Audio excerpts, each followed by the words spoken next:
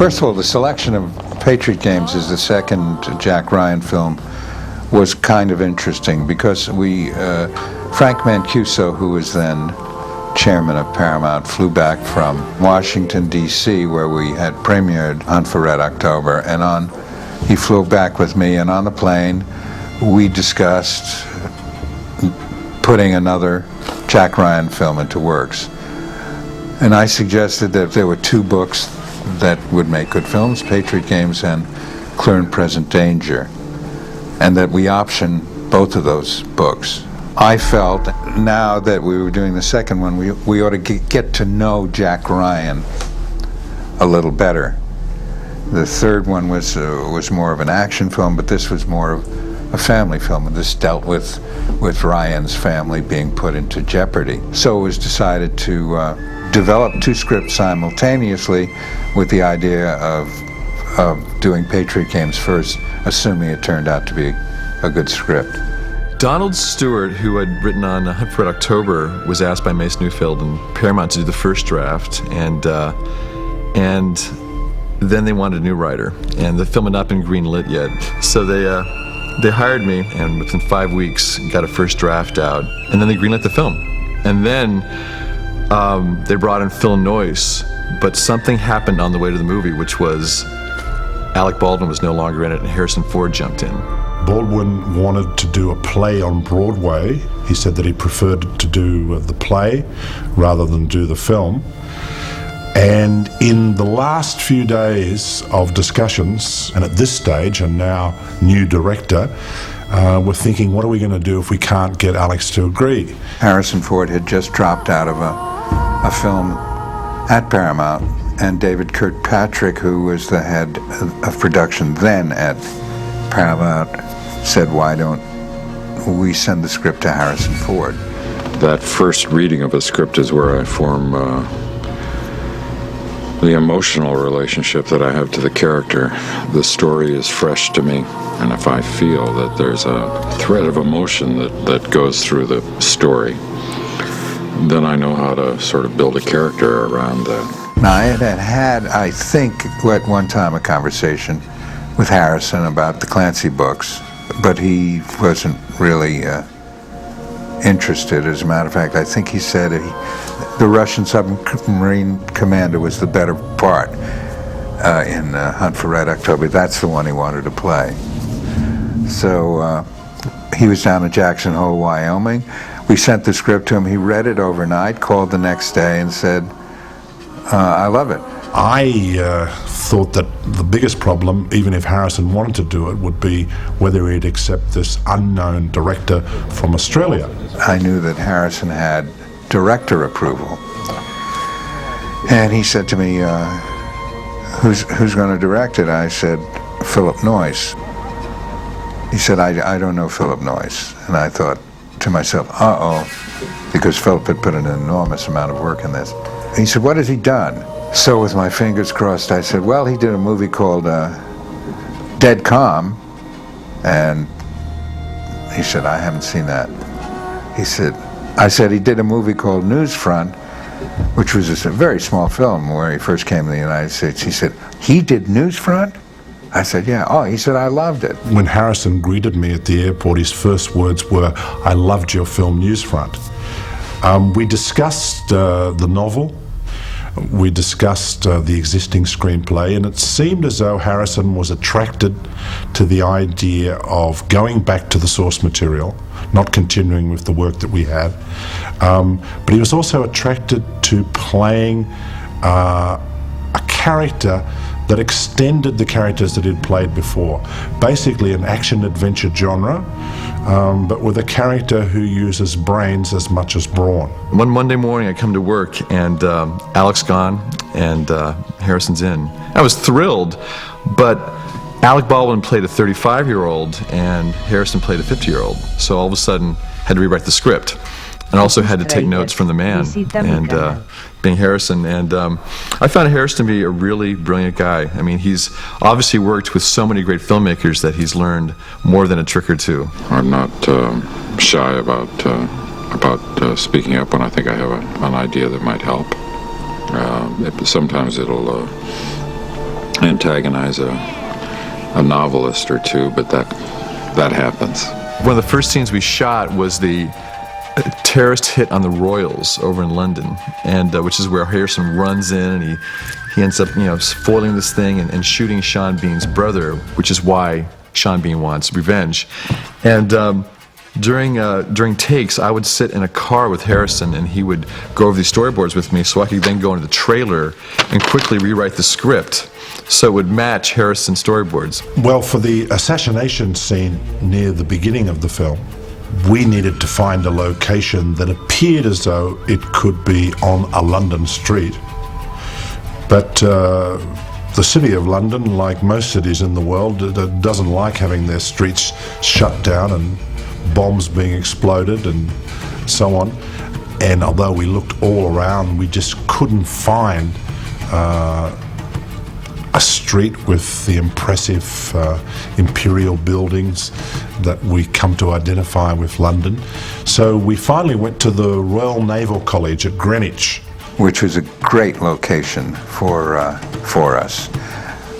But the problem was that Greenwich Naval College is very old. The windows are very old. We were going to do a very big explosion, and they were very nervous, as I was, about it. Nowadays, we can enhance explosions through the use of CGI, computer-generated imagery, where a relatively small explosion can be enhanced, the flame can be added, projectiles can be added so they're coming straight at camera.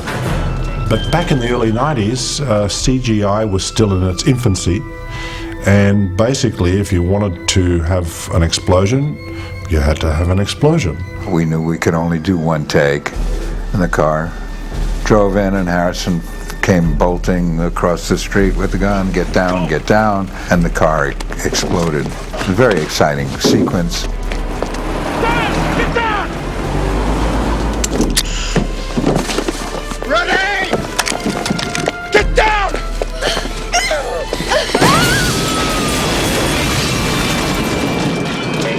Harrison loves to do what you'd normally call stunts. He calls them just running and jumping.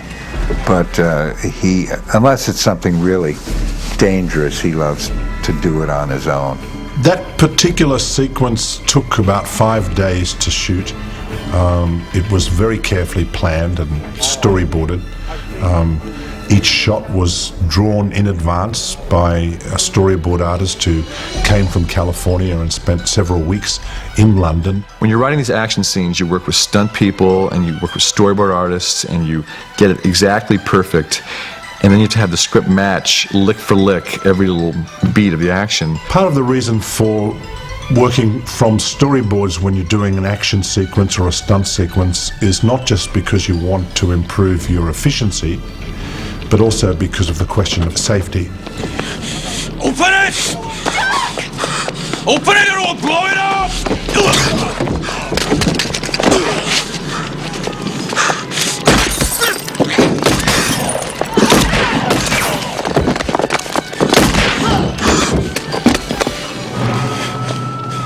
I believe he didn't have children in the first one. And all of a sudden you had a guy who was 50 and for the first time, you saw Harrison Ford actually not playing a man of action. Well, I never thought that Ryan is an action hero at all. I never thought of him in that way at all. He was a family man and really a guy who worked in the office. He was an analyst. He's not a James Bond character or an Indiana Jones character. And I think we determined to play him. I was determined to play him that way. A guy who only turned to action when in defense or when necessary. And you see that very well defined in the sequence where he's walking out of Annapolis to make a hit on his life. And he was very firm about this. He said, you can't expect my character to beat up this young 22-year-old assassin. So you see actually Harrison getting the daylights kicked out of him. And I thought it was a really bold move because a lot of times audiences always want to see their hero, be the man.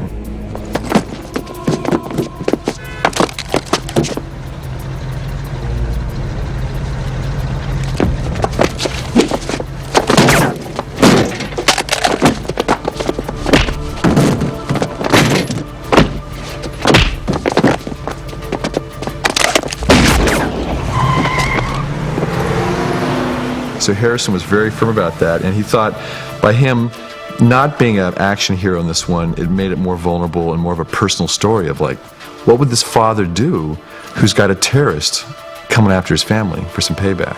Well, for the assassination attempt on Kathy Ryan and their daughter, we actually filmed on the then unfinished Century Freeway in Los Angeles that was substituting for a freeway back east. The difficulty, of course, was to find a freeway that we could own, that we could fill with our own cars, driven by stunt drivers, driven safely. And we searched all over the country and discovered that there was a freeway here right on our doorstep in Los Angeles that we could take over for the vital 4 or 5 days. The sequence was extensively storyboarded.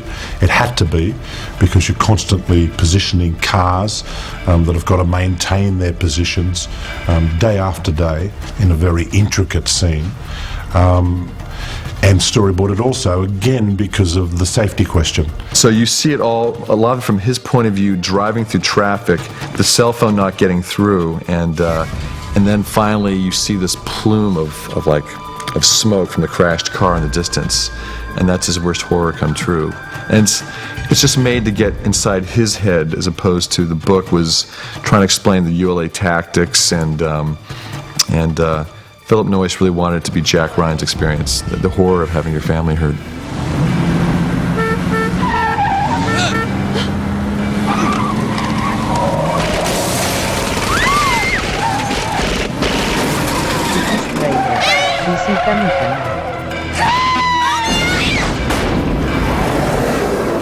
The scene we filmed on the freeway in my Porsche where Thor and I crash was actually exciting and hard to film, because there was, I don't know, there were like 60 stunt cars. I mean, all those cars on the freeway were all stunt drivers, and there were explosives and gunshots going off, and I had to change lanes and really be driving this stick shift. I was a good stick shift driver, luckily, because I'd always had a stick shift car, but there was quite a bit of maneuvering and things to concentrate on, and they put an explosion in the back seat of the car that had to go off to shatter the windshield, and I was very nervous about it. In some ways, it was a thankless part, because Anne Archer had to be reactive rather than active. In both Patriot Games and later in Clear and Present Danger, her role involved having something done to her rather than her doing something. I think her major piece of action in Patriot Games was the scene where finally she gives Jack Ryan license to go get them. Don't ever get that close to us again, honey. That's why he's making calls in the middle of the night. That's all we can do. You get him, Jack. I don't care what you have to do. Just get him. I think what intrigued me about the character was that Harrison Ford was playing the part. You know, it was going to be a big, important movie, wide audience, internationally seen, and that was very valuable for me. It was a part I could obviously play and play well, and I think that Harris and I were a very good match for each other. I mean, you really believed that we were husband and wife. I was perfect for the role. It was really his decision whether he liked me or not. I knew it was going to be fine with him. I'd seen him on film a million times. I knew that he was an actor that I would work well with and relate to, just because, I don't know, I just had an instinct about that. And he's a very nice guy, you know. He's really a good guy.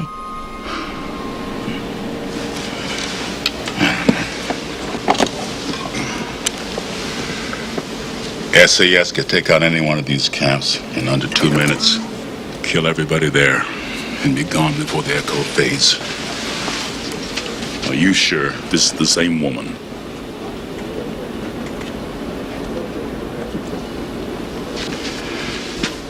Keep at it then. James Earl Jones, who played the part of Admiral Greer, Jack Ryan's mentor, was inherited by me from the first film, from The Hunt for Red October, where he played the same role so well. He is possibly the greatest actor I've ever worked with.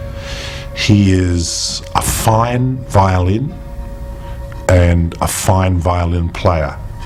By that I mean that he understands the instrument, that is his body and his voice, just so well. Every time he plays a role, he shades it.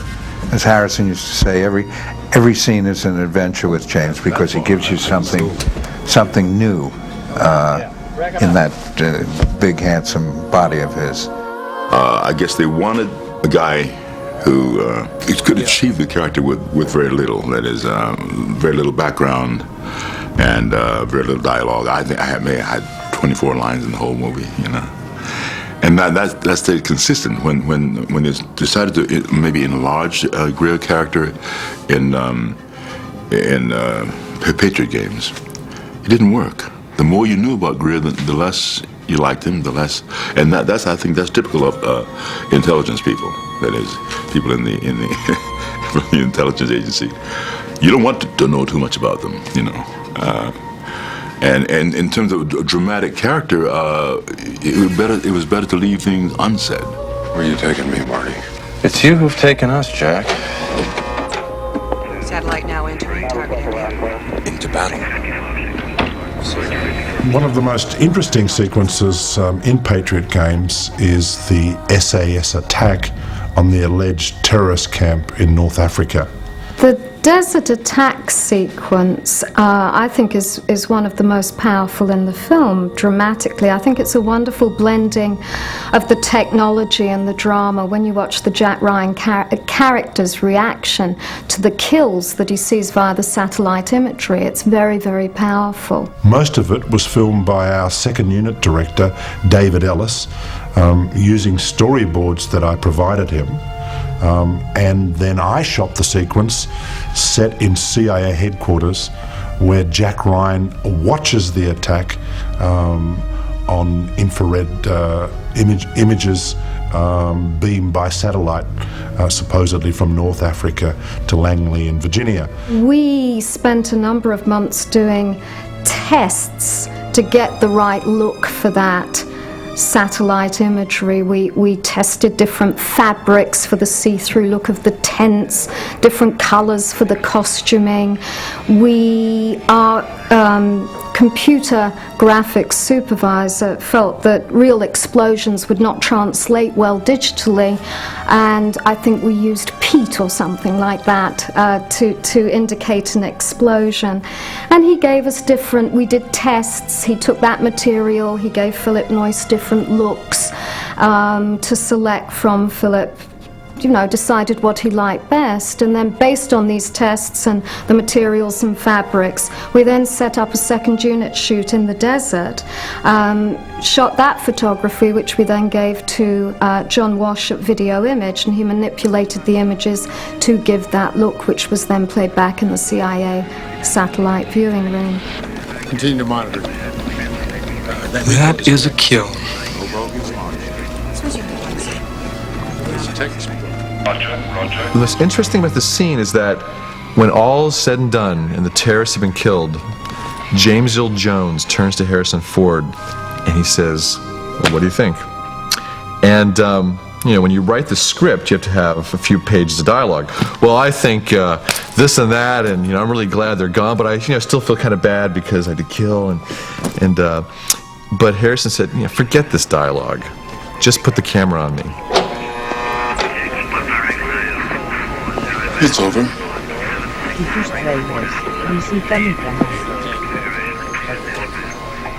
The speedboat chase that ends the movie was shot many times and in many different ways. Of course, it's not the ending to Tom Clancy's book, which took place on an ocean-going vessel in the Chesapeake Bay. And this particular sequence was mainly shot, believe it or not, in the parking lot of Paramount Pictures in Hollywood. The ending they shot, Harrison Ford had jumped onto Sean Bean's boat, I believe, and they're fighting, and all of a sudden they realize there's these rocks coming, and they crash onto the rocks. And then there's this, struggle on the rocks, and it ends with them in the water, and they're at each other's throats. And they're just choking and choking, and you see the bodies sink. And it's an underwater shot of two bodies sinking to the bottom, still thrashing. And all of a sudden, one keeps sinking, and one rises, and you're going, oh God, who is it? And it was really pretty and really boring, because underwater, you don't move very quickly. It's like a ballet, you know. In the old Tarzan movies, when Tarzan was stabbing the crocodile, they sped it up, you know, and the crocodile. But this was two guys kind of waltzing. So after we looked at it, we knew it wasn't right, and yet we didn't have an ending. Now, the audience saw this ending, and while it seemed great on a screenplay page, it didn't have that real wallop that audiences sort of wanted. We're sitting one day racking our brains as to what to do. We've got these two speedboats, and they fall off, and they fight underwater. And I said, well, wait a minute. Why don't we think of this as a Western? Why don't we make the speedboat side by side and let Sean Bean jump from his speeding boat into Harrison's boat, and let them fight in the boat, and somehow let's get Sean Bean eliminated. It was filmed on a stationary boat set up in a studio, augmented by some additional second unit shots. And the problem of who was going to win and how was solved by having a bet each way. So we got a hold of our stunt coordinator, and he choreographed a fight in the boat and took it even a step further. We had an anchor in the bow of the boat, and Ellis said, why doesn't Harrison just hit Sean, and Sean falls against the anchor and he dies.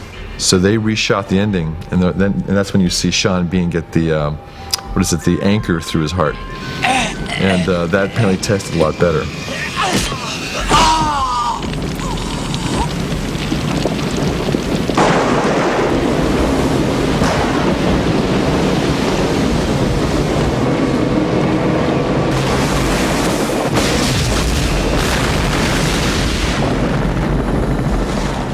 It was a really good picture. It accomplished what we wanted it to do, which was to introduce Harrison as the new Jack Ryan, and introduce him and introduce his family to give it more body.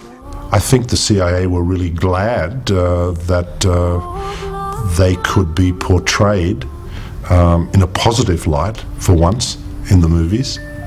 Particularly with Harrison Ford playing one of their analysts, a job that had not previously been spotlighted in the movies, but which is central to intelligence gathering. I don't consider the Ryan series to be action films. You know, we call them techno thrillers or thinking man's thrillers, and so you really have to develop character in these films. And we were dealing with a great movie star, actually.